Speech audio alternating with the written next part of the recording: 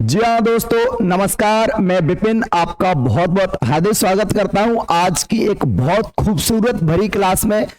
आप सारे लोग जुड़ेंगे बेहतरीन तरीके से। आज का जो सेशन रहने वाला है ना, बड़ा शानदार रहने वाला है माय डियर।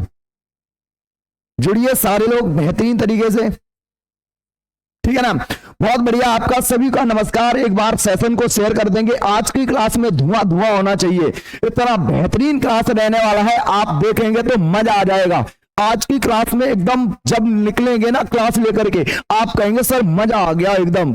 सबसे पहले आपको क्या करना है, सेशन को सबसे पहले लाइक करो, शेयर करो और उसके बाद अच्छा सा एक नमस्ते, राम राम, राधे कृष्णा, वंदे मातरम, भारत माता की जय लगाते हुए और उठाइए कागज और कलम और लिखते हैं आज की क्लासों के बारे में बहुत सारी चीजों को। तो एक बार बहुत सारे लोग आ जाइए मेरे बीच में। बहुत सारे बेहतरीन टॉपिक के साथ आज हम शुरुआत करते हैं बेटा, और बड़ा शानदार तरीके से आज का सेशन रहने वाला है।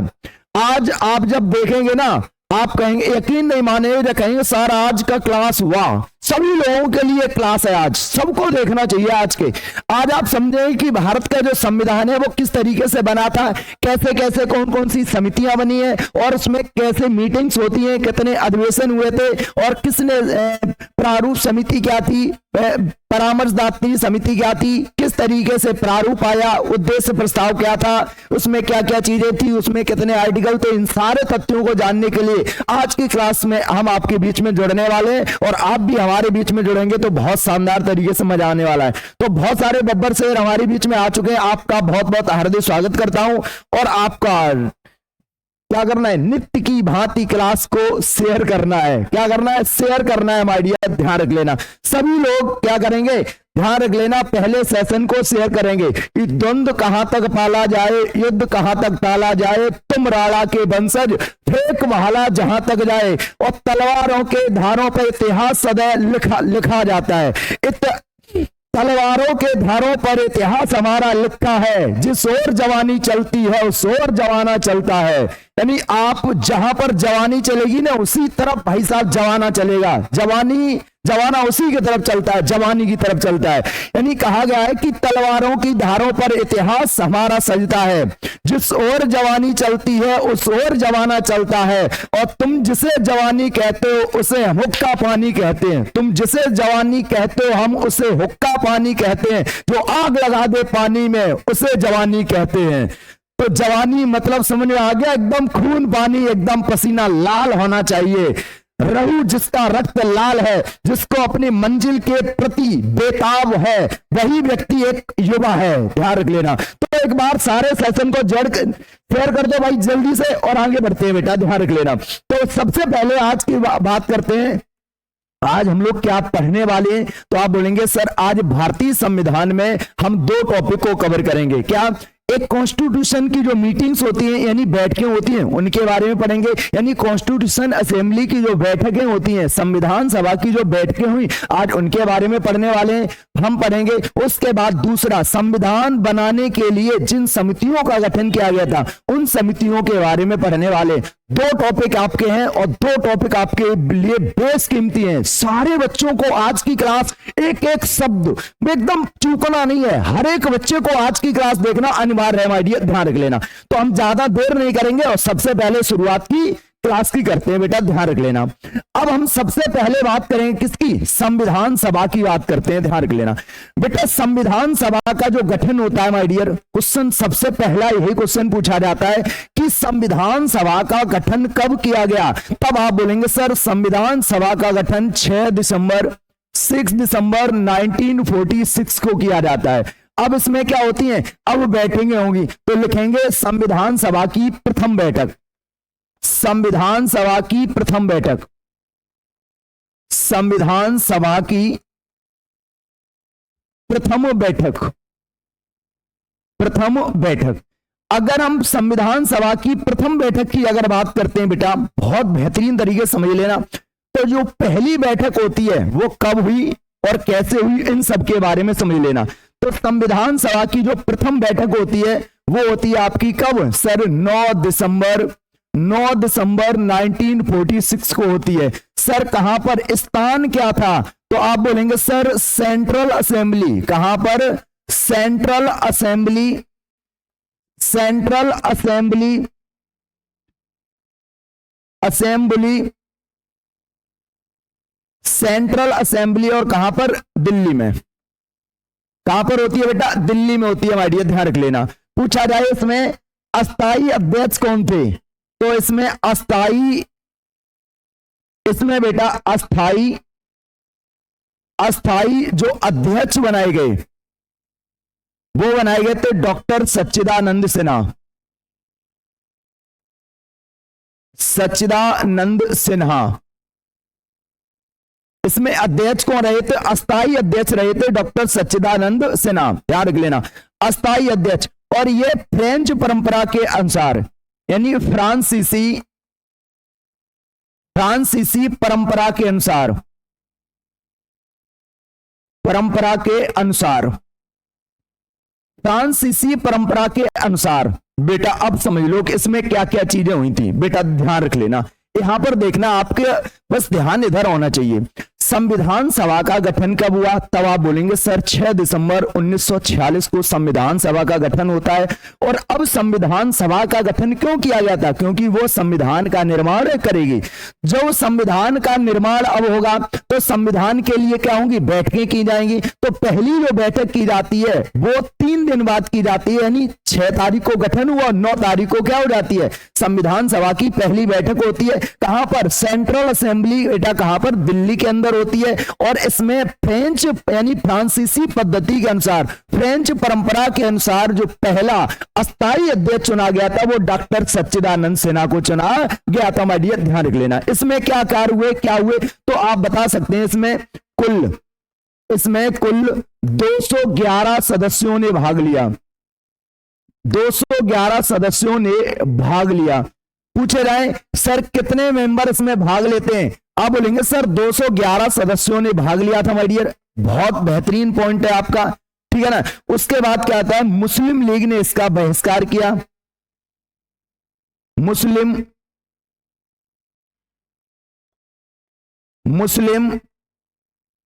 लीग ने बहिष्कार किया, यानी मुस्लिम लीग ने भी इसमें भाग नहीं लिया। उसके बाद देसी रियासतों ने भाग नहीं लिया। देसी रियासतों ने भाग नहीं लिया, भाग नहीं लिया, ठीक है ना। तो क्या समझ में आया? सर पहली बैठक होती है वो 9 दिसंबर को होती है। कहां पर? दिल्ली में, सेंट्रल असेंबली दिल्ली में होती है। इसमें अस्थाई अध्यक्ष डॉक्टर सच्चिदानंद सिन्हा को चुना गया और इसमें कुल 211 सदस्यों ने भाग लिया। मुस्लिम लीग ने इसका बहिष्कार यानी विरोध किया था, इसमें भाग नहीं लिया था। और अगला है देसी रियासतों ने भी इसमें भाग नहीं लिया था। माय डियर ध्यान रख लेना। क्या इतनी चीजें समझ में आ गई? आप कहेंगे बिल्कुल समझ में आ गई, ध्यान रख लेना। आगे देखो, अब उसके बाद क्या होता है? दूसरी बैठक होती है। क्या होती है? दूसरी बैठक। बेटा समझ लेना, ठीक है। दूसरी बैठक की अगर बात करते हैं तो दूसरी बैठक कब हुई? तो इसका समय है बेटा 11 दिसंबर, ठीक है ना, 1946 को होती है। और इसमें स्थायी अध्यक्ष डॉक्टर राजेंद्र प्रसाद को बनाया गया।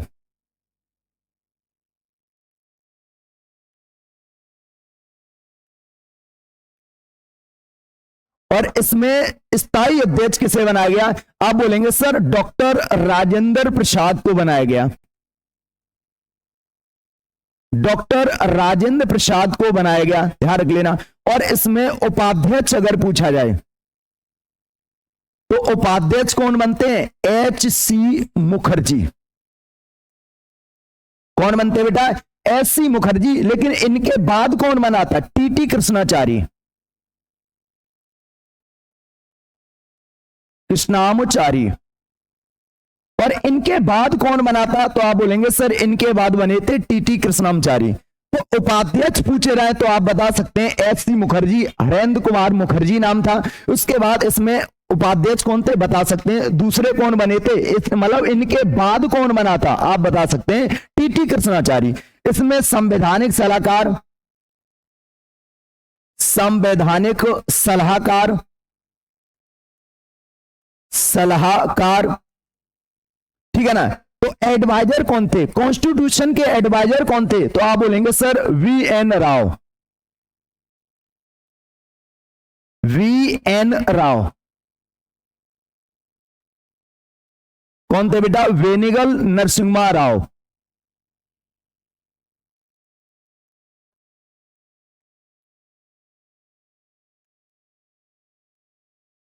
कौन थे, वेनिगल नरसिम्हा राव, वीएन राव। ये कौन थे, संवैधानिक सलाहकार थे। फिर समझ में आ गया। यानी दूसरी बैठक 11 दिसंबर को होती है, कहां पर, दिल्ली में ही। सारी बैठकें होंगी दिल्ली में ही होंगी बेटा। इसमें स्थायी अध्यक्ष डॉक्टर राजेंद्र प्रसाद को बनाया गया, उपाध्यक्ष एससी मुखर्जी को बनाया गया, संवैधानिक सलाहकार किसे बनाया गया, आप बता सकते हैं संवैधानिक सलाहकार वीएन राव थे। माय डियर ध्यान रख लेना। अब देखो, अब आगे क्या होता है, स्क्रीनशॉट लो, उसके बाद आगे बढ़ते हैं बेटा, ठीक है ना। आगे अब बात करते हैं किसकी, आगे बात करते हैं बोला तीसरी बैठक कब होती है। तीसरी बैठक बहुत बेहतरीन तरीके से समझ लेना, बहुत पॉइंट अच्छे आपके बता रहे। अगर तीसरी बैठक की बात करते हैं तो ये तीसरी बैठक होती है 13 दिसंबर 1946 को होती है। और इसमें क्या होता है, पीटी नेहरू जी ने, नेहरू जी ने उद्देश्य प्रस्ताव, उद्देश्य प्रस्ताव संविधान सभा में पेश किया। संविधान सभा में क्या किया, पेश किया, ठीक है ना। क्या किया, पीटी नेहरू ने उद्देश्य प्रस्ताव पेश किया। माय डियर, अब आपका पहला क्वेश्चन है सर उद्देश्य प्रस्ताव क्या था, तो समझ लो उद्देश्य प्रस्ताव में 8 अनुच्छेद थे बेटा। कितने थे, अनुच्छेद माय डियर कितने थे, 8 अनुच्छेद थे। और इसमें कुछ, इसमें क्या होता है, यही आगे चल के क्या होता है, प्रस्तावना का आधार बना, प्रस्तावना, या फिर जिसे बोलते हैं उद्देशिका, उद्देशिका का आधार बना, आधार बना। ध्यान रख लेना सर, इसमें क्या चीजें थी, तो इसमें बहुत सारे पॉइंट बताए गए थे। क्या क्या इसमें पॉइंट बताए गए, तो आप बोलेंगे इसमें बताया गया था भारत का, पहला पॉइंट था भारत का कोई राजकीय धर्म नहीं होगा, राजकीय धर्म नहीं होगा। पहला पॉइंट क्या था, भारत का कोई राजकीय धर्म नहीं होगा। दूसरा पॉइंट इसमें बहुत जबरदस्त दिया हुआ था, क्या था कि भारत एक स्वतंत्र, भारत एक स्वतंत्र, स्वतंत्र संप्रभु, संप्रभु, ठीक है ना, संप्रभु गणराज्य होगा, गणराज्य होगा। भारत एक संप्रभु गणराज्य होगा, ध्यान रख लेना। तीसरा पॉइंट था भारत के लोगों को, भारत के लोगों को सामाजिक, भारत के लोगों को सामाजिक, राजनैतिक, राजनैतिक और आर्थिक न्याय मिलेगा, आर्थिक न्याय प्रदान किया जाएगा, ठीक है ना। सब लोगों को क्या मिलेगा, आर्थिक न्याय भी प्रदान किया जाएगा, ध्यान रख लेना। अगला पॉइंट था, बहुत बढ़िया पॉइंट बताए गए थे यहां पर, ध्यान रख लेना। अगला पॉइंट था विश्व शांति, मानव कल्याण, ठीक है ना, मानव कल्याण। विश्व में शांति बनाने में हम भागीदार बनेंगे और मानव के कल्याण के लिए हम क्या करेंगे, कार्य करेंगे। और क्या होगा बेटा, लिखेंगे अनुसूचित जातियों, अनुसूचित जातियों और पिछड़ों और पिछड़े वर्गों का, वर्गों के हितों का ध्यान रखा जाएगा, हितों का ध्यान रखा जाएगा। इतने पॉइंट यहां पर पहले समझ लो बहुत बेहतरीन तरीके से। क्या सर तीसरी बैठक में पंडित जवाहरलाल नेहरू ने क्या किया था सर, उद्देश्य प्रस्ताव को क्या किया, पेश किया। किसमें, संविधान सभा में। जब उद्देश्य प्रस्ताव को संविधान सभा में पेश किया गया था उसमें क्या क्या चीजें थी, तो उसमें 8 आर्टिकल 8 अनुच्छेद थे माय डियर। और यही जो उद्देश्य का यही जो बेटा उद्देश्य प्रस्ताव है, यही हमारी प्रस्तावना या फिर उद्देश्य प्रस्ताव का आधार बना है। यहीं पर मुझे संविधान की पहली झलक दिखाई देती है, संविधान की पहली रूपरेखा मुझे कहां पर दिखाई देती है, इसी उद्देश्य प्रस्ताव में देखने को मिल जाती मारिए। ध्यान रख लेना। इसमें क्या हुआ है, इसमें बोला गया कि भारत का कोई राजकीय धर्म नहीं होगा, यानी भारत एक पंथ निरपेक्ष राष्ट्र होगा। पंथ निरपेक्ष शब्द नहीं दिया हुआ था, यह कहा गया था भारत का कोई एक राजकीय धर्म नहीं होगा। दूसरा, भारत क्या होगा, एक स्वतंत्र होगा, संप्रभु होगा और एक गणराज्य होगा। संप्रभु का मतलब होता है कि भारत की सारी शक्तियां, निर्णय लेने की जो शक्तियां हैं वो भारतीयों के पास होंगी। किसके पास होंगी, भारतीयों के पास। यानी हम निर्णय स्वयं ले सकते हैं, चाहे बाहर निर्णय हो चाहे आंतरिक निर्णय, यानी निर्णय लेने की शक्ति भारतीयों के पास होगी, इंडियन गवर्नमेंट के पास होगी माय डियर। ध्यान रख लेना। अगला, भारत के लोगों को सामाजिक तौर पर, राजनीतिक तौर पर और आर्थिक तौर पर न्याय प्रदान किया जाएगा, ऐसा एक संविधान बनके तैयार होगा। ऐसी रूपरेखा यहां पर देखने को मिलती है। और विश्व में हम क्या करेंगे, विश्व में शांति के लिए, मानवतावाद के लिए या मानव कल्याण के लिए अनुसूचित जाति और अन्य पिछड़े वर्गों के हितों का भी ध्यान रखा जाएगा। ऐसी रूपरेखा हमें कहां पर देखने को मिलती है, उद्देश्य प्रस्ताव के अंदर देखने को मिलती है। मुझे उम्मीद है कि आपको समझ में आ गया होगा माय डियर। ध्यान रख लेना भाई, ठीक है ना। आगे अब क्या होता है, ये सारी चीजें यहां पर थी, ये सारी चीजें यहां पर थी, ध्यान रख लेना।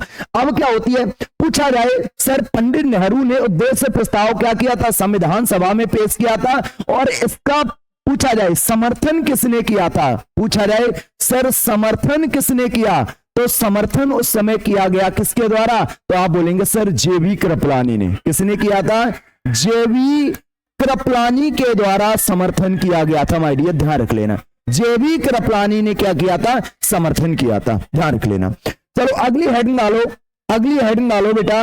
अगली हेडिंग डालेंगे हम लोग, पढ़ेंगे क्या सर, चतुर्थ बैठक, फोर्थ बैठक, चतुर्थ बैठक यानी चौथी बैठक कब होती है माय डियर। ध्यान रख लेना, चौथी बैठक की बात करते हैं।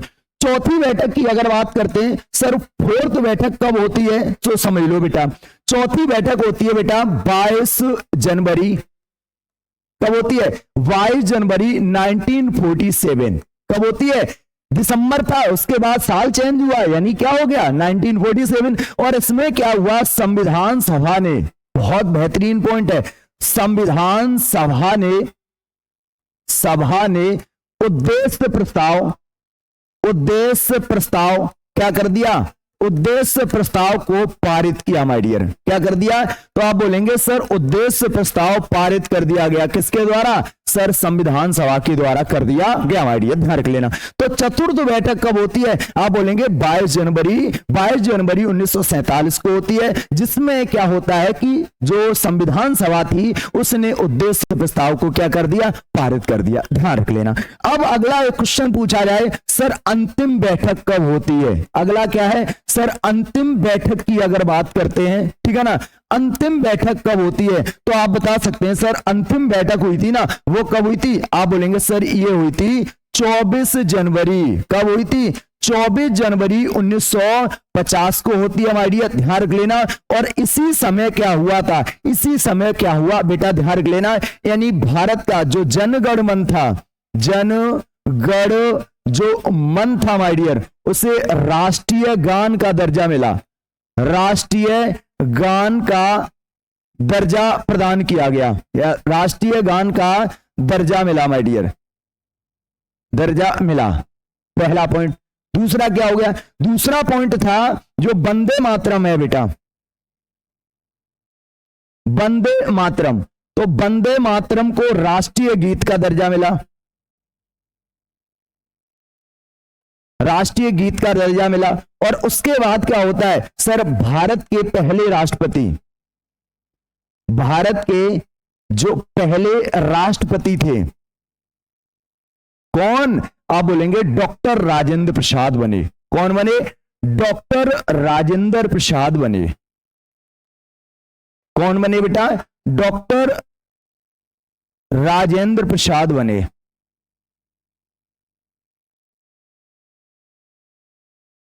कौन बने?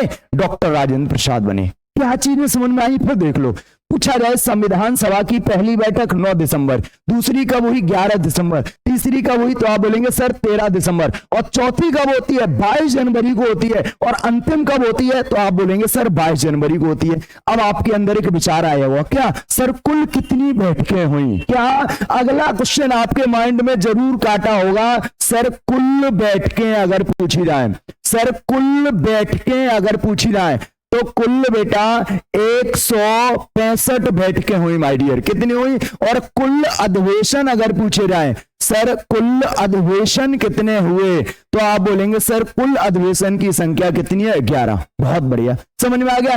यानी कुल बैठकें पूछी ना है, आप बोलेंगे सर कुल बैठकें कितनी हुई? 165 हुई। और कुल अधिवेशन कितने होते हैं? तो आप बोलेंगे सर अधिवेशन हुए 11। कितने हुए? 11। क्या इतनी चीजें आपको समझ में आई? क्या इतनी चीजें आपको समझ में आई? आप कहेंगे बिल्कुल समझ में आ गई। इस तरीके से संविधान सभा की क्या होने लगी? बैठकें हो गई। अब आ गई, जब बैठकों के अंदर हुआ क्या, तो आप बोलेंगे सर संविधान के निर्माण के लिए समितियों का यहां पर क्या करने लगे? सर संविधान समितियों का गठन किया गया। हेडिंग डालो संविधान की समितियां। स्क्रीनशॉट पहले ले लो बेटा, उसके बाद आगे बढ़ते हैं। आगे अब बात करते हैं संविधान की समितियां। हेडिंग डाल लो बेटा,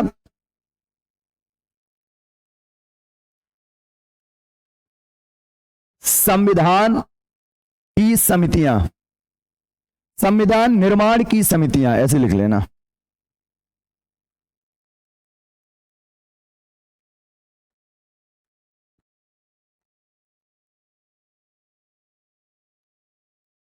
संविधान निर्माण की समितियां।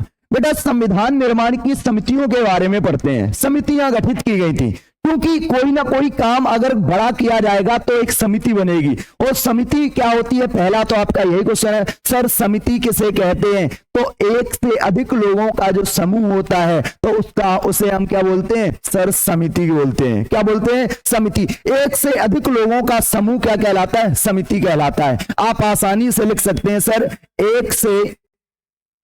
एक से अधिक लोगों का जो समूह है, अधिक लोगों का जो ग्रुप होता है बेटा, समूह होता है, उसी को हम क्या बोलते हैं? सर समिति बोलते हैं। क्या बोलते हैं? समिति। और इसी समिति की अगर बात करते हैं तो इसी समिति में एक क्या होता है? अध्यक्ष होता है। क्या होता है? अध्यक्ष होता है। और प्लस अन्य क्या होते हैं? सदस्य होते हैं बेटा, ध्यान रख लेना। अन्य क्या होते हैं? सदस्य होते हैं, ध्यान रख लेना। तो एक से अधिक लोगों का समूह। अब क्या होता है बेटा? समितियों का गठन किया गया। और समितियां कितने प्रकार की? आप बोलेंगे सर 2 प्रकार की समितियों का गठन किया गया। कितने प्रकार की? सर 2 प्रकार की समितियों का गठन किया गया। कुछ तो थी बेटा बड़ी समितियां। बड़ी समितियां कितनी थी? बड़ी समितियां। तो बड़ी समितियों की संख्या कितनी थी? तो आप बोलेंगे सर 8 भैया थी। कितनी थी? बड़ी समितियों की संख्या कितनी थी? 8 थी माय डियर। और कुछ थी बेटा छोटी समितियां। छोटी समितियां। और छोटी समितियों की अगर बात करते हैं तो इनकी संख्या कितनी थी? 13। कितनी थी? 13 समितियां थी माय डियर, ध्यान रख लेना। अब बात करते हैं कुछ बड़ी समितियों में। तो पहली लिखेंगे संघीय। पहली समिति का नाम है संघीय संविधान समिति। संविधान समिति, ठीक है ना। दूसरी यहां पर एक और समिति है संघीय शक्ति समिति। दूसरी समिति है संघीय शक्ति समिति। कौन सी है? संघीय शक्ति समिति। तीसरी थी देशी रियासत राज्य समझौता समिति। देशी रियासतों और राज्य समझौता समिति। समझौता समिति, ठीक है ना। अब बेटा समझ लो, इनके बारे में पहली चीजें जान लो, आप ध्यान रख लेना।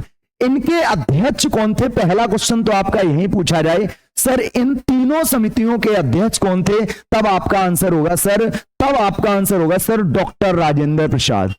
कौन थे? डॉक्टर राजेंद्र प्रसाद थे माय डियर। कौन थे? तो डॉक्टर राजेंद्र प्रसाद थे माय डियर, ध्यान रख लेना।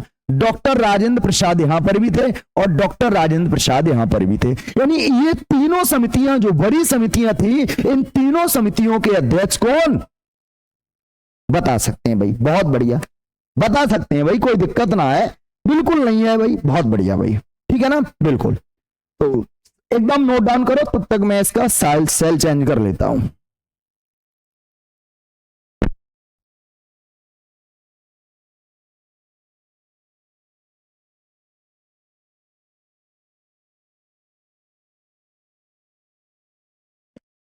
क्लियर? अब आपका पूरा समझ में आ गया, कोई दिक्कत नहीं है, आगे बढ़ते हैं बेटा आगे। उसके बाद आती है बेटा संचालन समिति। कौन आती है? अब आगे जो समिति आती है वो आती है संचालन समिति। संचालन समिति, ठीक है ना। आगे समिति आती है नियम प्रक्रिया समिति। अरे सॉरी, ये मैंने गलती हो गई, ठीक है ना, कोई बात ना। यहां पर पंडित जवाहरलाल नेहरू लिखना है भाई। क्या लिखना है? पंडित नेहरू जी लिखना है भाई, पीटी नेहरू जी का नाम लिखना है भाई, ठीक है ना, कोई बात नहीं, गलती हो गई भाई, मैंने सुधार भी दी भाई, एकदम पता नहीं, पीटी नेहरू जी, ठीक है ना, बिल्कुल। तो इसके भी पंडित जवाहरलाल नेहरू और इसके भी पंडित जवाहरलाल नेहरू। आगे देखो, अब बात करते हैं यहां पर, अगर क्वेश्चन आपसे पूछा जाए संचालन समिति, नियम प्रक्रिया समिति, इन दोनों समितियों के अध्यक्ष कौन थे? तो आप बता सकते हैं सर इन दोनों समितियों के जो अध्यक्ष थे वो थे आपके डॉक्टर राजेंद्र प्रसाद। कौन थे? डॉक्टर राजेंद्र प्रसाद।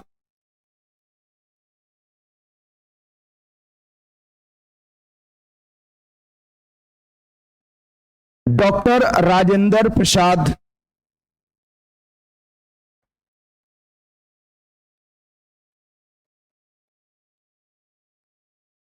ठीक है ना। ये दोनों आप याद रख लेना भाई, ध्यान रख लेना। डॉक्टर राजेंद्र प्रसाद इन दोनों समितियों के क्या थे? अध्यक्ष थे। आगे देखो, प्रांतीय संविधान समिति। अगली समिति आती है आपकी प्रांतीय संविधान समिति। प्रांतीय संविधान समिति, प्रांतीय संविधान समिति। और प्रांतीय संविधान समिति के अगर अध्यक्ष पूछे जाएं तो आप बताएंगे सर सरदार वल्लभ भाई पटेल। कौन थे बेटा? सरदार पटेल साहब थे माय डियर, ध्यान रख लेना, सरदार पटेल साहब थे माय डियर। कौन थे? सरदार पटेल जी। सरदार पटेल जी प्रांतीय संविधान समिति के क्या थे? अध्यक्ष थे माय डियर, ध्यान रख लेना। आगे उसके बाद एक प्रारूप समिति। प्रारूप समिति, प्रारूप समिति के अगर अध्यक्ष पूछे जाए तो आप बता सकते हैं सर डॉक्टर राजेंद्र प्रसाद। है गलत हो जाएगा, क्या हो जाएगा? डॉक्टर भीमराव अंबेडकर।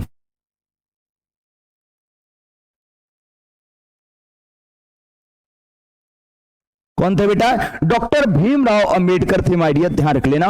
और एक और समिति आती है यहां पर परामर्श दाता समिति। और परामर्श दाता समिति की बात करते हैं तो इसके भी अध्यक्ष अगर पूछे जाए, परामर्श दाता समिति के अध्यक्ष भी पूछे जाए तो आप बोलेंगे सरदार पटेल थे भाई। कौन थे? सरदार पटेल जी थे माय डियर, ध्यान रख लेना, सरदार पटेल थे। और इसमें अगर पूछे जाए, इस समिति के अंदर बेटा, इस समिति के अंदर 5 उप समितियां थी। इसमें 5 उप समितियां थी। इसमें 5 उप समितियां थी माय डियर, ध्यान रख लेना। कौन कौन सी थी? पहली थी बेटा मौलिक अधिकार। पहली थी मौलिक अधिकार। मौलिक अधिकारों की उप समिति, ठीक है ना। पहली जो आपकी समिति आती है वो आपकी आती है मौलिक अधिकारों की उप समिति आती है माय डियर, और जिसके अध्यक्ष कौन थे? जेवी कृपलानी, जेवी कृपलानी, ठीक है ना। कौन थे? जेवी कृपलानी थे। एक अल्पसंख्यक उप समिति थी बेटा, अल्पसंख्यक उप समिति थी, और अल्पसंख्यक उप समिति के अध्यक्ष अगर पूछे जाए तो एच सी मुखर्जी थे माय डियर, ठीक है ना। ये दो महत्वपूर्ण है। तो परामर्शदाता समिति में दो समितियां आपके लिए महत्वपूर्ण हैं। कौन कौन सी? तो आप बोलेंगे सर एक तो मौलिक अधिकारों से संबंधित है और एक अल्पसंख्यक से संबंधित है। एक मौलिक अधिकार और एक अल्पसंख्यक से संबंधित है, ध्यान रख लेना। दो समितियां और हैं बेटा, अब मैं तीन और बची हैं तो उनके बारे में भी लिख लो बेटा, यहां पर लिख दे रहे, ध्यान रख लेना। छोटी समितियां उधर लिख देंगे। एक यहां पर है बेटा उत्तर पूर्वी प्रांतीय समिति,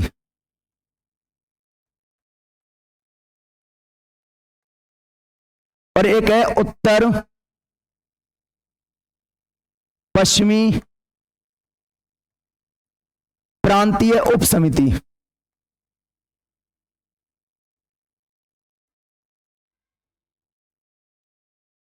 ठीक है ना, प्रांतीय उप समिति, उप समिति। और एक है असम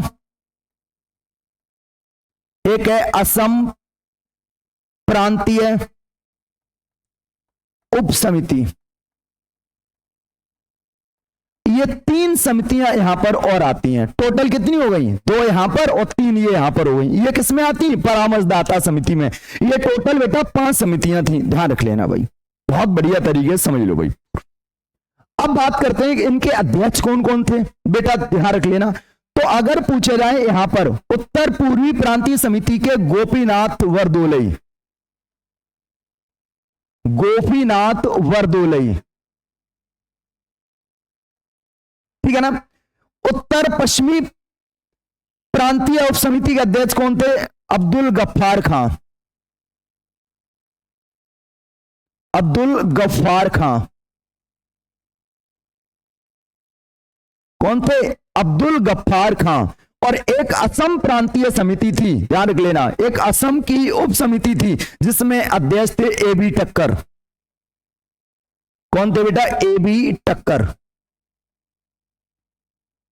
ठीक है ना। तो ये तीन समितियां किसमें आ गई? आप बोलेंगे सर ये समितियां आ जाती हैं आपकी उप समितियां थी, और ये किसमें उप समितियां थी? तो आप बता सकते हैं, कोई दिक्कत ना आए भाई, कोई दिक्कत ना होना चाहिए।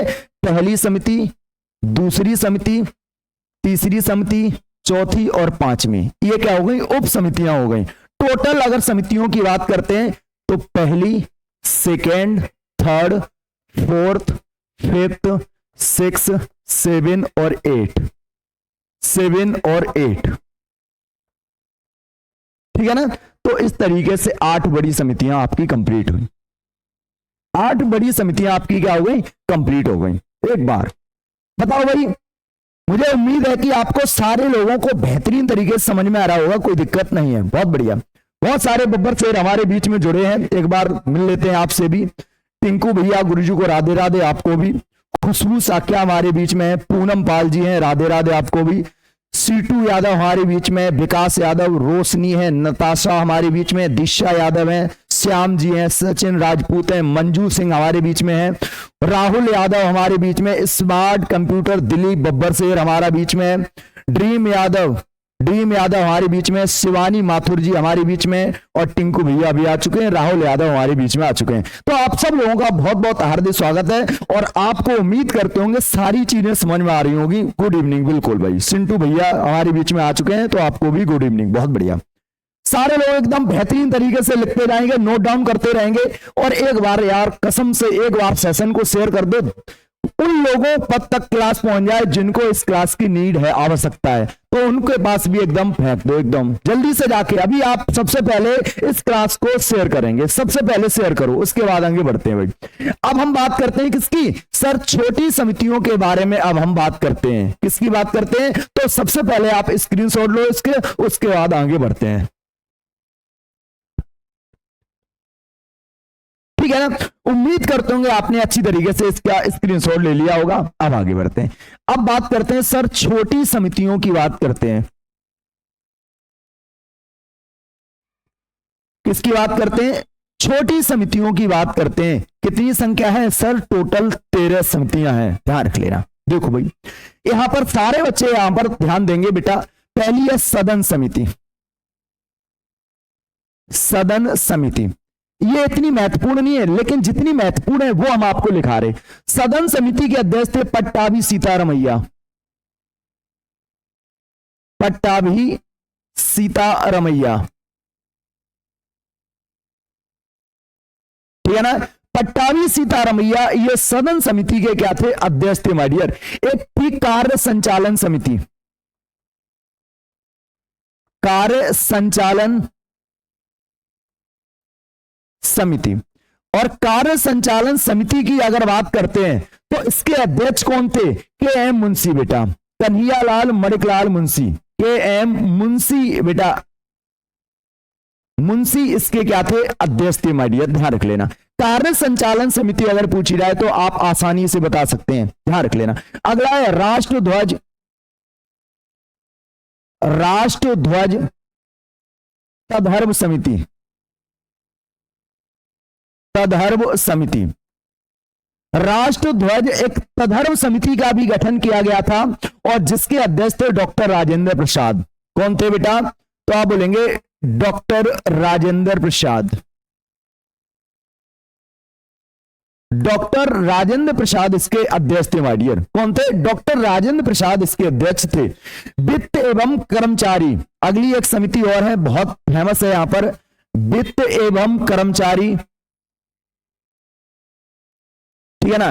वित्त एवं कर्मचारी लिख लेना, वित्त एवं कर्मचारी समिति। और इन समिति की अगर बारे में बात करते हैं तो इस समिति के भी अध्यक्ष डॉक्टर राजेंद्र प्रसाद थे बेटा, डॉक्टर राजेंद्र प्रसाद थे माय डियर, ध्यान रख लेना।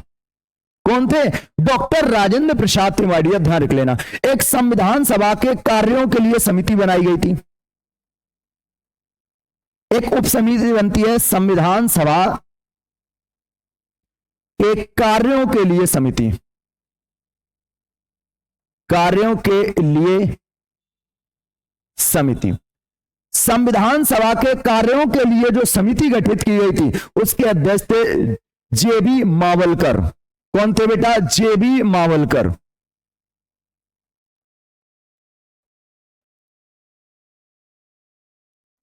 कौन थे बेटा, जेबी मावलकर इसके क्या थे, अध्यक्ष थे माय डियर, ध्यान रख लेना। एक भाषाई आयोग प्रांत समिति थी, भाषाई आयोग प्रांत समिति थी।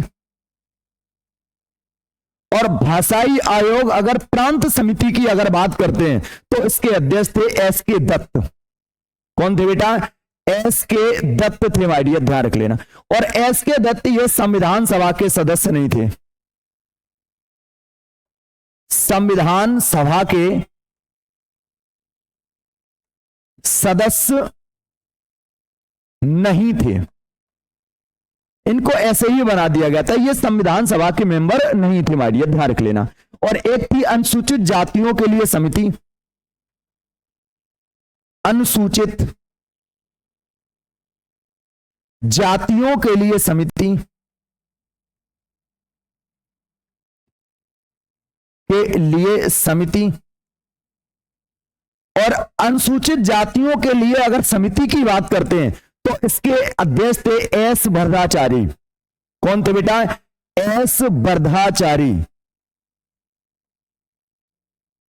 एस वर्धाचारी माय डियर थे। और ये भी संविधान सभा के सदस्य नहीं थे, और ये भी संविधान सभा के सदस्य नहीं थे। तो बेटा ये कुछ महत्वपूर्ण आपकी क्या है, आप बता सकते हैं छोटी समितियां हैं, ध्यान रख लेना, ठीक है ना।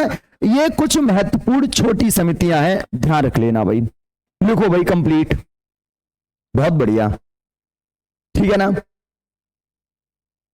ठीक है ना, बिल्कुल स्क्रीनशॉट आप ले सकते हो, कोई दिक्कत नहीं है भाई। स्क्रीनशॉट कंप्लीट करो, फिर एक बार रिवाइज करा देते हैं बेटा, ध्यान रख लेना। सबसे पहले संविधान निर्माण के लिए कुछ समितियों का गठन किया गया। संविधान निर्माण के लिए कुछ छोटी समितियां होती हैं, कुछ बड़ी समितियां होती हैं। बड़ी समितियों की संख्या 8 थी, जिसमें कौन कौन है, आप बोलेंगे संघीय संविधान समिति, जिसके अध्यक्ष पंडित जवाहरलाल नेहरू थे। संघीय शक्ति समिति, इसके भी अध्यक्ष पंडित जवाहरलाल नेहरू थे। देशी रियासतों और राज्य समझौता के लिए एक समिति, एक ऑप्शन मिलता है यहां पर सरदार पटेल, वो आपका गलत हो जाएगा। देशी रियासतों और राज्य समझौता के लिए एक समिति बनाई गई थी, उसके भी अध्यक्ष कौन थे, पंडित जवाहरलाल नेहरू थे। एकदम गलत मत करके आ जाना। संचालन कौन करेगा, डॉक्टर राजेंद्र प्रसाद करेंगे भाई डियर, ध्यान रख लेना। नियम कौन बनाएगा, राजा होगा, डॉक्टर राजेंद्र, राजेंद्र का मतलब राजा। संचालन, नियम प्रक्रिया का संचालन कौन करेगा, तो डॉक्टर राजेंद्र प्रसाद करेंगे। प्रांतीय संविधान अगर अब आ जाए तो प्रांतीय संविधान समिति सरदार पटेल साहब थे भाई डियर, ध्यान रख लेना।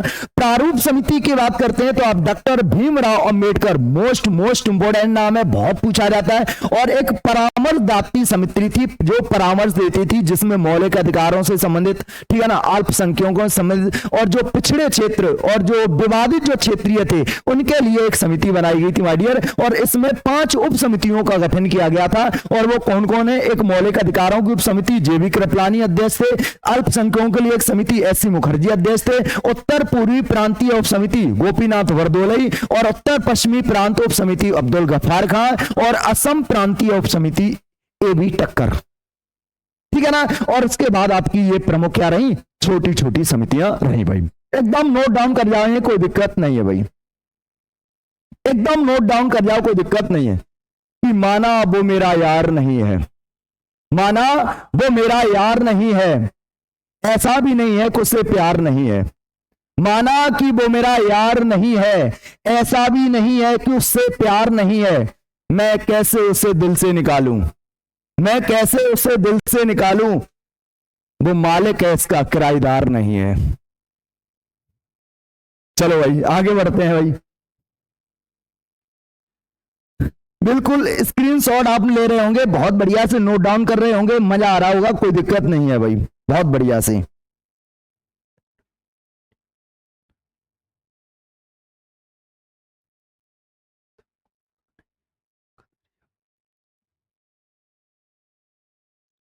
बताओ क्लियर हो गया, बहुत बढ़िया। अब बात करते हैं इसमें कौन सी समिति के बारे में। अब जो बड़ी समिति एक आई थी बेटा, किसके बारे में, अब प्रारूप समिति के बारे में बात करने वाले हैं हम। अब बात करेंगे किसके बारे में, प्रारूप समिति की बात करने वाले हैं। तो हेडिंग डालेंगे आप सारे लोग, क्या सर, प्रारूप समिति, हेडिंग डालो प्रारूप समिति। बहुत बेहतरीन तरीके से पढ़ते हैं, कौन सी, प्रारूप समिति की बात करते हैं। अब बात करते हैं किसकी, प्रारूप समिति की बात करते हैं बेटा, समझ लेना, बहुत अच्छी तरीके से समझ लेना भाई। अगर हम बात करते हैं किसकी, प्रारूप समिति, तो इसका गठन 29 अगस्त कब किया गया था, 29 अगस्त 1947 को किया गया था। और इसकी पहली जो बैठक होती है वो 30 अगस्त को होती है। इसमें कुल मिलाकर के एक अध्यक्ष और 6 अन्य सदस्य थे। अध्यक्ष कौन थे, तो आप सभी को पता है, जो हमारे डॉक्टर भीमराव अंबेडकर जी थे वो इसके अध्यक्ष थे, और 6 इसके अन्य क्या थे, सदस्य थे माय डियर, अभी बताने वाले हैं, 6 थे। अब क्या होता है, जैसे ही 30 तारीख को इधर क्या हुआ, एक परामर्श समिति थी, और उस परामर्श समिति में एक संवैधानिक सलाहकार शामिल हुए थे जिनका नाम था BN राव। तो BN राव ने संविधान का मसौदा तैयार किया था। सबसे पहले संविधान का स्ट्रक्चर, संविधान का ड्राफ्ट किसने तैयार किया, BN राव ने तैयार किया। जो BN राव ने जो स्ट्रक्चर तैयार किया, जो मसौदा तैयार किया, तो उसमें 243 आर्टिकल थे और 13 अनुसूचियां थी। तो उसकी जांच के लिए एक प्रारूप समिति का गठन किया गया था। अभी बताएंगे, सारी चीजें बताने वाले हैं, टेंशन मत करना, A to Z सारी चीजें बताने वाले हैं, ध्यान रख लेना। तो प्रारूप समिति से पहले हम आपको बताएंगे क्या सर, प्रारूप समिति से पहले आप मुझे बताओ सर किस तरीके क्यों इसका गठन किया गया था। पहले देखो भाई एक चीज, तो सबसे पहले एक परामर्श समिति का गठन होता है। किसका? परामर्श समिति। और परामर्श समिति अगर आपसे क्वेश्चन पूछा जाए सर इसका गठन कब हुआ था, तो 17 मार्च 1947 को होता है माय डियर। कब होता है? 17 मार्च 1947 को इसका क्या हुआ? गठन हुआ माय डियर, ध्यान रख लेना। और इसमें क्या हुआ, इसी में एक व्यक्ति थे संवैधानिक सलाहकार। संवैधानिक सलाहकार। और संवैधानिक सलाहकार का नाम जल्दी से कमेंट में डालो, कौन थे बेटा? संवैधानिक सलाहकार कौन थे? तो आप बोलेंगे सर वीएन राव। कौन थे बेटा? वीएन राव। बेटा ध्यान रख लेना, कौन थे संवैधानिक सलाहकार? कौन थे? बीएन राव। और बीएन राव ने क्या किया? संविधान का मसौदा, संविधान का मसौदा, ड्राफ्ट या फिर खाका या स्ट्रक्चर, कुछ भी बोल सकते हैं, या प्रारूप, ठीक है ना, प्रारूप तैयार किया। किसने किया? आप बोलेंगे सर बीएन राव ने किया। भाई इनके साथ और भी लोग थे। तो जो मसौदा, संविधान का मसौदा तैयार हुआ था, इस मसौदे में बेटा 243 आर्टिकल थे और 13 अनुसूचियां थी। क्या थी? अनुसूचियां, शेड्यूल्स थी बेटा, ठीक है ना। यानी जो स्ट्रक्चर तैयार किया है किसने? डॉक्टर बीएन राव ने, और जिसमें 243 आर्टिकल थे और इतनी अनुसूचियां थी। तो इसी की जांच के लिए, ध्यान रख लेना, यानी इस मसौदे की जांच के लिए, ध्यान रख लेना, इसकी जांच के लिए बेटा परामर्श समिति, ध्यान रख लेना, परामर्श समिति अगर बात करते हैं तो उसके बाद प्रारूप समिति, प्रारूप समिति, ठीक है ना, या फिर बोल लेते हैं पांडुलेखन समिति,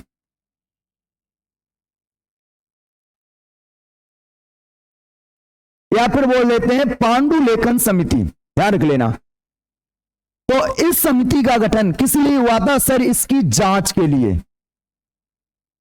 किस लिए किया गया था? बोले जांच के लिए किया गया था माय डियर।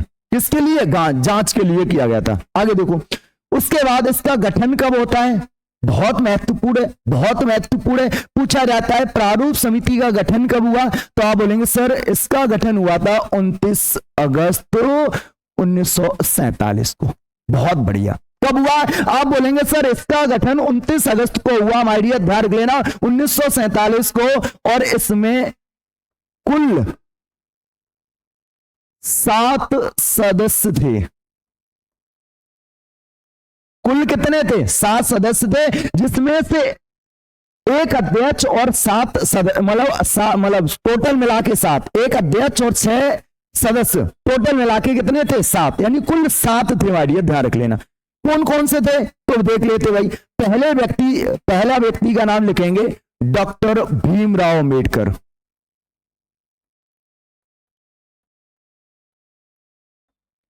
पहले व्यक्ति कौन थे? डॉक्टर भीमराव अंबेडकर थे, और ये इसके अध्यक्ष थे बेटा। कौन थे? अध्यक्ष। तो पहले व्यक्ति अगर पूछे जाए, सारे बच्चों को पता होना चाहिए पहले व्यक्ति कौन थे, ध्यान रख लेना। दूसरे व्यक्ति के एम मुंशी। दूसरे व्यक्ति कौन थे? के एम मुंशी, यानी कन्हैयालाल मणिकलाल मुंशी। के एम मुंशी, ठीक है ना। और ये इनके उपाध्यक्ष थे। इसमें क्या थे? उपाध्यक्ष थे हमारी, ध्यान रख लेना। तीसरे व्यक्ति की अगर बात करते हैं तो कृष्णा स्वामी अय्यर।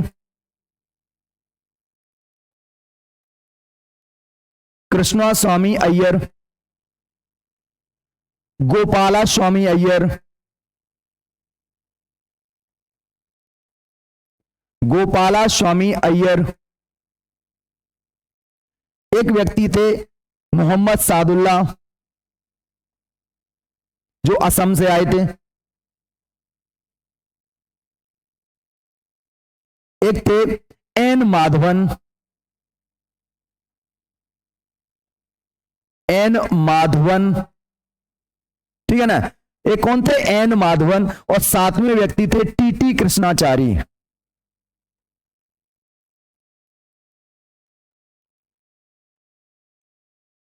कौन थे? टीटी कृष्णाचारी। आओगे देखो, एन माधवन की अगर बात करते हैं, बीएल मित्र ने स्थापना, इनके पहले कौन थे? बीएल मित्र थे, तो लिख लेना बीएल मित्र के स्थान पर, मित्र के त्याग पत्र के बाद, ठीक है ना। इनसे पहले कौन थे? बीएल मित्र थे, तो बीएल मित्र ने त्याग पत्र दे दिया, उसके बाद कौन आ गए? एन माधवन आ गए। और एक व्यक्ति थे डीपी खेतान, उनकी हो जाती है मृत्यु। कौन? डीपी खेतान। तो डीपी खेतान की मृत्यु के बाद बेटा, मृत्यु के जो बाद आए थे उनका नाम क्या था? टीटी कृष्णाचारी थे माय डियर। तो कुल मिलाकर के प्रारूप समिति या पांडुलेखन समिति का गठन 29 अगस्त 1947 को हुआ। इसमें टोटल मिला के 7 सदस्य थे, जिसमें से एक अध्यक्ष और 6 अन्य सदस्य थे। ध्यान रख लेना, डॉक्टर भीमराव अंबेडकर को पांडुलेखन समिति या मसौदा समिति या प्रारूप समिति का अध्यक्ष कहा जाता है, और ये सारे इनके क्या हो गए? अध्यक्ष और सदस्य हो गए। ध्यान रख लेना भाई, बहुत बढ़िया। वीएन राव, बहुत बढ़िया, सारे लोग बढ़िया तरीके से पढ़ रहे हैं, कोई दिक्कत ना है भाई। आगे देखो, उसके बाद क्या हुआ? अब बेटा समझ लेना, कुछ महत्वपूर्ण चीजें हम आपको बता दे के चल रहे हैं भाई, कुछ महत्वपूर्ण। स्क्रीनशॉट लो, उसके बाद आगे बढ़ते हैं। स्क्रीनशॉट हो गया, आगे अब बात करते हैं, ठीक है ना। अब आगे बात करते हैं बेटा, प्रारूप समिति की प्रथम बैठक, प्रारूप समिति की प्रथम बैठक अगर पूछी जाए, प्रथम बैठक कब हुई? तो आप बोलेंगे सर प्रारूप समिति की जो प्रथम बैठक होती है वो आपकी 30 अगस्त को होती है। कब होती है? 30 अगस्त 1947 को होती है माय डियर। और यहां पर क्या होता है? पहली बैठक हुई, और पहली बैठक में क्या हो गया? काम शुरू हो गया भाई। आगे देखो, फिर उसके बाद क्या होते हैं? संविधान के प्रारूप आए। पूछा जाए प्रथम प्रारूप कब आया? प्रथम प्रारूप कब आया? ध्यान रख लेना। दूसरा प्रारूप कब आया? दूसरा प्रारूप आया, और फिर तीसरा प्रारूप। 3 प्रारूप आते हैं बेटा, तीसरा प्रारूप आया माय डियर, ध्यान रख लेना। तो पूछा जाता है सर पहला संविधान का प्रारूप कब आया था? तो आप बोलेंगे सर ये आया था 21 फरवरी 1900, कब आया था? 1948 को आया था। ध्यान रख लेना, 21 फरवरी 1948 को प्रथम प्रारूप आया माय डियर, ध्यान रख लेना। उसके बाद कब आया? अक्टूबर में आया, फिर आया अक्टूबर 1948 को आया सेकेंड, और उसके बाद 4 नवंबर को, उसके बाद कब आया? 4 नवंबर 1948 को आया माय डियर, ध्यान रख लेना। ये 3 प्रारूप बेटा क्या आते हैं? ध्यान रख लेना, आते हैं भाई, 3 प्रारूप आते हैं।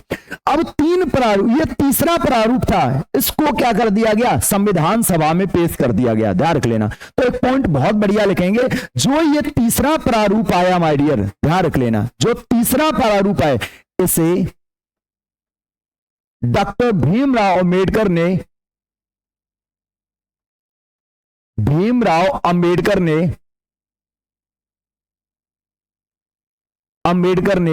संविधान सभा में क्या किया? पेश किया। क्या किया? पेश किया। अब जैसे ये तीसरा प्रारूप पेश किया गया संविधान सभा में, अब क्या होगी? उस प्रारूप पर होगी बहस। क्या होगी? बहस। क्या होगा? वाचन। अब 3 बार क्या होता है? वाचन। तो लिखेंगे वाचन। संविधान में कितने वाचन हुए? बोलेंगे 3 वाचन हुए। 3 वाचन हुए। वाचन हुए। कितने वाचन हुए? 3 बार। वाचन का मतलब होता है बहस। वाचन का मतलब क्या होता है? बहस हुई बेटा। कितने बार हुई? 3 बार बहस होती है हमारी, ध्यान रख लेना। पहली बार कब हुई? सर पहली बार अगर पूछे जाए फर्स्ट टाइम कब होती है, तो पहली बार होती है सर, शुरुआत हो जाती है 4 नवंबर को ही। कब हो जाती है? 4 नवंबर को शुरुआत हो जाती है माय डियर। 4 नवंबर 1948 को बहस शुरू हो जाती है और ये कब तक चलती है? 9 नवंबर 1948 तक चलती है। कितने? मात्र 6 दिन। कितने दिन तक चलती है? 6 दिन चलती है। और कह सकते हैं ये सबसे छोटा वाचन था। सबसे छोटा क्या था बेटा? वाचन था। माय डियर ध्यान रख लेना, ये 6 दिन तक चला। दूसरा वाचन कब से कब तक चला? बहुत ज्यादा पूछा जाता है, पूछा जाए कि दूसरा वाचन कब से कब तक चला, दूसरा वाचन कब से कब तक चला, तो ये 15 नवंबर को शुरू हो जाता है बेटा। कब? 15 नवंबर को शुरू हो जाता है 1948 में ही, लेकिन ये 17 अक्टूबर तक चलता है। कब तक चलता है? 17 अक्टूबर 1949 तक चलता माय डियर। 17 अक्टूबर 1949 तक चलता है, यानी कि ये 11 माह चलता माय डियर। कितना? और सबसे बड़ा वाचन था माय डियर, सबसे ज्यादा दिन तक चलने वाला वाचन था माय डियर, ध्यान रख लेना भाई, सबसे बड़ा वाचन। तीसरा वाचन अगर पूछा जाए, तीसरा वाचन कब हुआ? आपसे अगर क्वेश्चन पूछा जाए सर तीसरा वाचन कब हुआ, तो 14 नवंबर से यह शुरू होता है। कब होता है सर? 14 नवंबर को शुरू हुआ। कब? 1949 में, और ये 26 नवंबर तक चलता है। कब चलता है? 26 नवंबर 1949 को चलता है माय डियर। ये बेटा तीसरा वाचन चलता है माय डियर। कितने दिन? आप बोलेंगे मात्र ये चला था 13 दिन। कितने दिन सर? 13 दिन चला माय डियर, ध्यान रख लेना।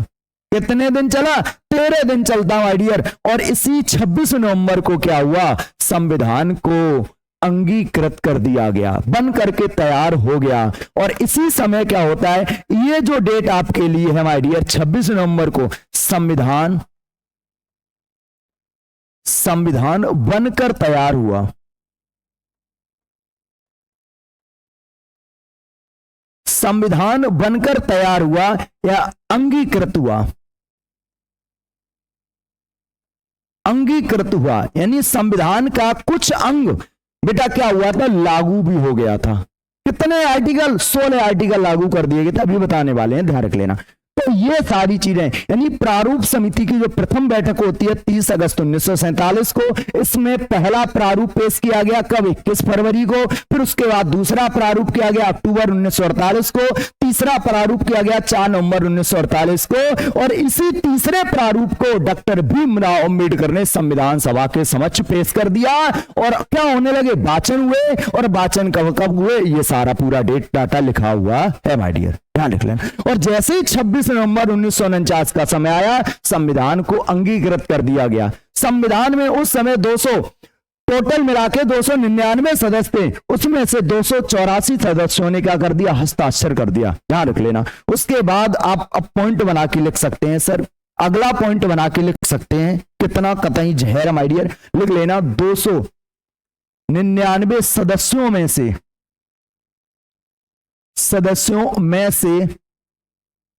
299 सदस्यों में से 284 सदस्यों ने 284 सदस्यों ने हस्ताक्षर किया।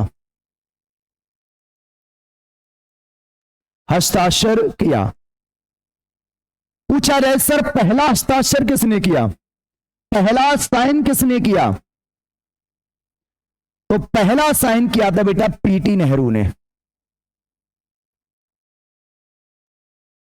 किसने किया था? पंडित जवाहरलाल नेहरू। और अंतिम किसने किया? तो आप बोलेंगे सर अंतिम हस्ताक्षर करने वाले अगर पूछे जाएं, ठीक है ना, तो ये थे बेटा आपके डॉक्टर राजेंद्र प्रसाद।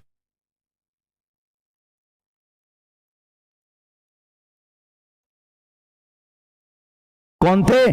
डॉक्टर राजेंद्र प्रसाद। और उसके बाद कुल 15 महिलाओं में से, कुल 15 महिलाओं में से 8 महिलाओं ने हस्ताक्षर किया था। 8 महिलाओं ने हस्ताक्षर किया था। कितनी महिलाओं ने किया? बोलेंगे सर गुरुजी 8 महिलाओं ने हस्ताक्षर किया। और पहली महिला अगर पूछी जाए, फर्स्ट वुमेन कौन थी? पहली महिला अगर पूछी जाए, तब आप क्या बताएंगे? सर आपकी तरफ से आया आंसर आएगा सरोजिनी नायडू, जो गलत होगा। क्या होगा? गलत। पहला महिलाओं में हस्ताक्षर किया था दुर्गाबाई देशमुख ने। किसने किया था? दुर्गाबाई देशमुख ने।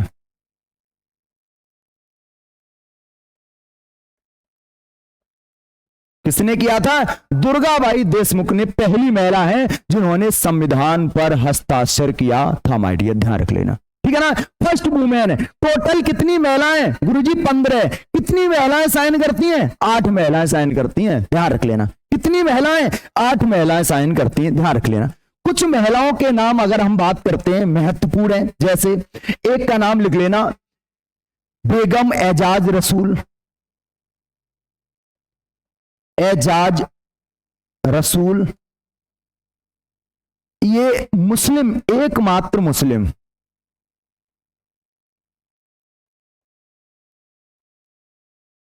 कौन थी? एकमात्र मुस्लिम थी। कौन? बेगम एजाज रसूल, ध्यान रख लेना।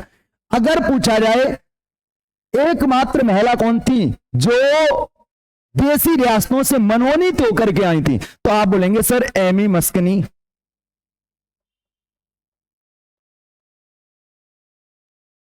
ये बेटा मनोनीत होकर आई थी, मनोनीत होकर के आ रही है बेटा। और कहां से? देसी रियासतों में से। जो देसी रियासतें थी वहां से इनको मनोनीत करके यहां पर भेजा गया था। मनोनीत होकर के ये यहां पर आई थी माय डियर, ध्यान रख लेना। एक थे विजय लक्ष्मी पंडित। विजय लक्ष्मी पंडित। और विजय लक्ष्मी पंडित ये बेटा यूएनओ में पहली महिला अध्यक्ष थी। यूएनओ में शामिल हो, यूएनओ में शामिल हो गई जाकर के। यूएनओ में शामिल, यूएनओ में बेटा क्या हो गई थी? शामिल हो गई थी,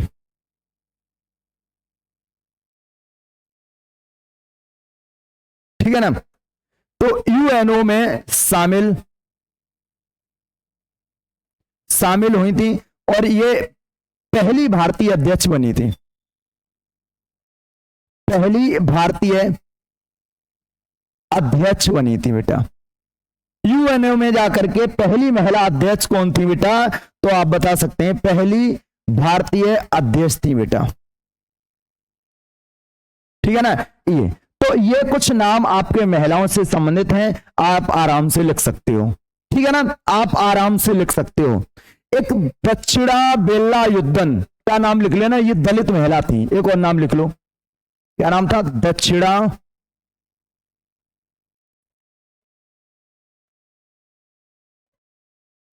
युद्धन, और ये दलित महिला थी। एकमात्र दलित महिला कौन थी? तो आप बोलेंगे दक्षिणा वेल्ला युद्धन। दक्षिणा वेल्ला युद्धन ये बेटा एकमात्र महिला ऐसी थी जो दलित महिला थी माय डियर, ध्यान रख लेना।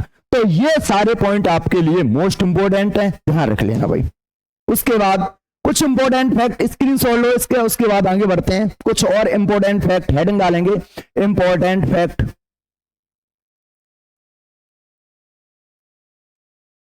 इंपोर्टेंट फैक्ट,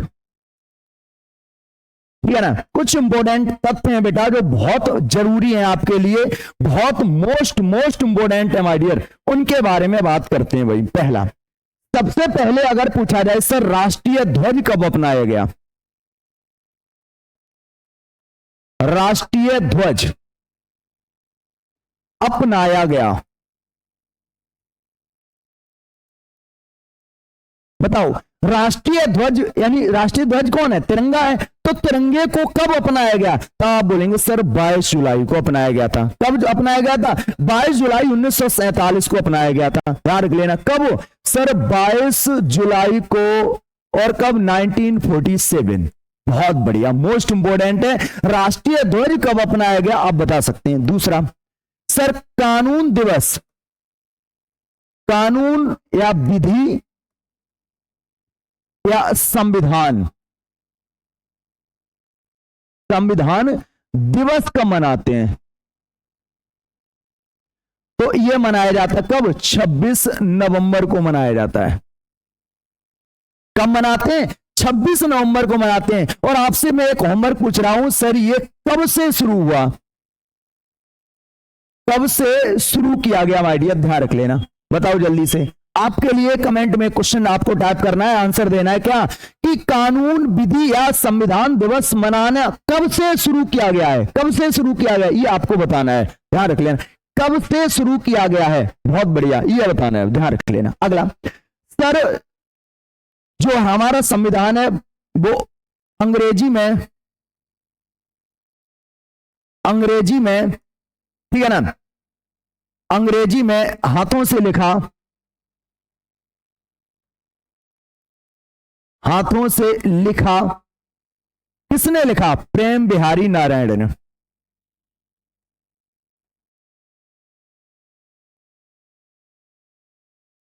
ठीक है ना, पूरा नाम है प्रेम बिहारी नारायण जादा। उसके पूछा जाए सर डिजाइन किसने किया? डिजाइन किसने किया? तो आप बोलेंगे सर डिजाइन दो लोगों ने मिलकर के किया था। किसने किया था? नंदलाल बोस और राम मनोहर सिन्हा। नंदलाल बोस प्लस राम मनोहर सिन्हा। अच्छा, संविधान हिंदी में किसने लिखा? संविधान हिंदी में संविधान किसने लिखा? पहली जो मूल कॉपी है वो अंग्रेजी में है। संविधान की जो मूल कॉपी है वो किसमें? अंग्रेजी में। किसने लिखी? प्रेम बिहारी नारायण जादा ने लिखी। पूछा जाए हिंदी में किसने लिखा, तब आप बता सकते हैं सर हिंदी में लिखा है किसने? बसंत कुमार बैद ने। बसंत कुमार बैद ने लिखा माय डियर। किसने लिखा है? बसंत कुमार बैद के द्वारा लिखा गया माय डियर। किसके द्वारा लिखा गया? बसंत कुमार बैद के द्वारा लिखा गया। किसके द्वारा लिखा गया? हिंदी में किसने लिखा? बता सकते हैं, ठीक है ना। कि तुम आग नहीं हो, आग का दरिया हो। तुम आग नहीं हो, तुम आग का दरिया हो, हम तुमसे मोहब्बत नहीं कर सकते, तुम करिया हो। ये एक लड़की ने कहा कि तुम आग नहीं हो, तुम दरिया हो, हम तुमसे मोहब्बत नहीं कर सकते क्योंकि तुम करिया हो। तो लड़का प्रतिक्रिया क्या देता है? लड़के ने कहा क्या कि काजू बादाम डला हुआ हलवा भी अच्छा लगता है और सरकारी नौकरी में लगा हुआ कलुआ भी अच्छा लगता है। सरकारी नौकरी में लगा हुआ कलुआ भी अच्छा लगता है। अच्छा सही बात है ना, बिल्कुल। संविधान को कितने लिखा भाई? बता सकते हैं भाई। आगे सर कितने पैसे खत्म हुए, कितने दिन लगे? पहला पॉइंट है कितने दिन लगे, तो आप बोलेंगे सर 2 वर्ष 11 माह ऋषभ और 18 दिन। पूछे रहे कितने रुपए खर्च हुए? कितने रुपए खर्च हुए थे बेटा? तो आप बोलेंगे सर उस समय 64 लाख रुपए खर्च किए गए थे भाई। लगभग 64 लाख रुपए खर्च हुए थे बेटा संविधान को बनने में। कितने? आप बोलेंगे सर 64 लाख रुपए खर्च हुए थे। मारिए ध्यान रख लेना भाई, कितने हुए थे? 64 लाख रुपए खर्च हुए थे। उसके बाद अगर पूछा जाए सर संविधान का नाम क्या होगा, नाम क्या होगा, तो नाम रखा गया था भारतीय संविधान। क्या रखा गया था? इसका नाम होगा इंडियन कॉन्स्टिट्यूशन, यानी भारतीय संविधान नाम होगा। और इसका उल्लेख कहां पर किया गया था, इसके बारे में कहां बताया गया था? तो एक आर्टिकल था बेटा, आर्टिकल था, जिस आर्टिकल को हम क्या बोलते हैं? जिस आर्टिकल बोलते हैं 393। 393 आर्टिकल सब बेटा कहा गया था कि भारतीय संविधान का नाम क्या होगा? बोलेंगे संविधान जो बना है उसका नाम क्या होगा? भारतीय संविधान होगा, ठीक है ना। क्या होगा? भारतीय संविधान होगा बेटा, ध्यान रख लेना भाई, ठीक है ना। भारतीय संविधान होगा, बहुत बढ़िया, ठीक है ना, भारतीय संविधान, गजब भाई, शिवानी माथुर जी बहुत बढ़िया, ठीक है ना। उसके बाद सर ये पूर्ण लागू कब हुआ? अगला क्वेश्चन क्या है सर, पूर्ण लागू कब हुआ? पूर्ण लागू कब हुआ, ध्यान रख लेना, लागू कब हुआ? तो आप बोलेंगे सर पूर्ण लागू हुआ था ये 26 जनवरी 1950 को ये पूर्ण लागू हुआ, जम्मू कश्मीर, जम्मू एंड कश्मीर छोड़कर, जम्मू कश्मीर छोड़ करके, जम्मू कश्मीर में धारा 370 हटने के बाद लागू किया गया था, ध्यान रख लेना पूर्ण।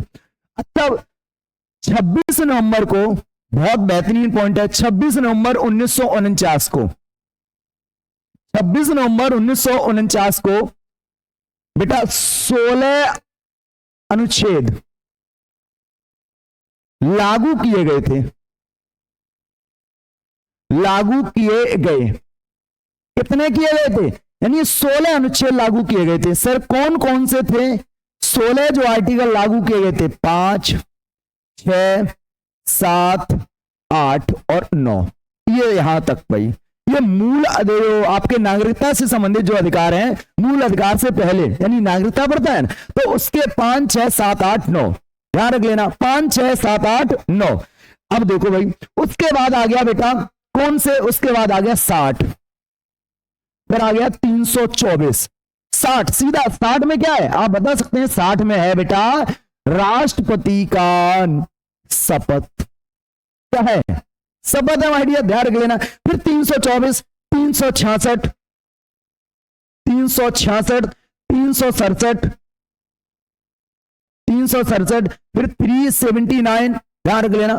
फिर कौन आ गया? 379 आ गया बेटा, फिर 380, फिर कौन सा आ गया? 380 आ गया, फिर 388 आ गया, ध्यान रख लेना, 388 आ गया। उसके बाद आया था 391, 92, 93, 392, 393 और 395, ये आर्टिकल लागू किए गए थे भाई, ये आर्टिकल लागू किए गए थे। काउंटिंग कर लो, 1, 2, 3, 4, 5, 6, 7, 8, 9, 10, 11, 12, 13, 14, 15, 16, तो यानी 16 आर्टिकल थे माय डियर, ये आपके क्लियर हो गया। ये 16 आर्टिकल पहले ही लागू कर दिए गए थे माय डियर, ध्यान रख लेना भाई।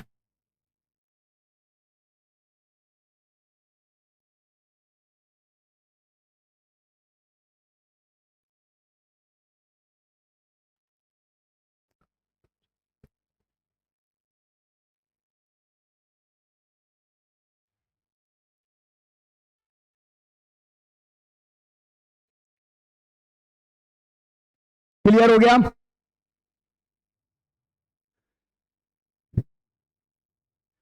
समंदर सूख के नहरिया हो जाएगा, समंदर सूख के नहरिया हो जाएगा, गर्मी पड़ रही है जबरदस्त, मुंह करिया हो जाएगा। एक बच्चा फिर कहता मुझसे कि सर समंदर सूख के दरिया नहीं होने देंगे, बच्चा कहता हमसे क्या कि समंदर सूख के दरिया नहीं होने देंगे, लगाएंगे क्रीम, बांधेंगे गमछा, मुंह करिया नहीं होने देंगे, ठीक है ना। चलो भाई, तो मुझे उम्मीद है कि ये सारे पॉइंट आपके लिए मोस्ट इंपोर्टेंट थे। आज की क्लास को यहीं पर रोका जाए, और आपका कोई डाउट हो तो एकदम पूछ सकते हो भाई, बताओ, कोई अगर डाउट हो तो पूछ सकते हो भाई जल्दी से।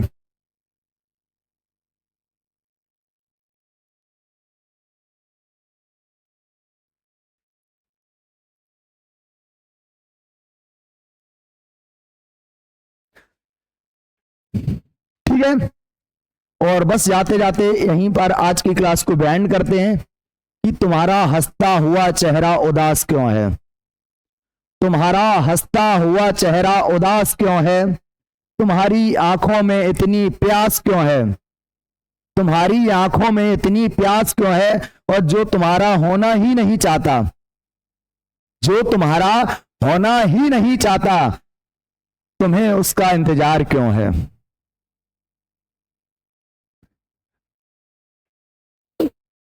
चलो भैया आज के लिए इतना ही, बेस्ट ऑफ लक।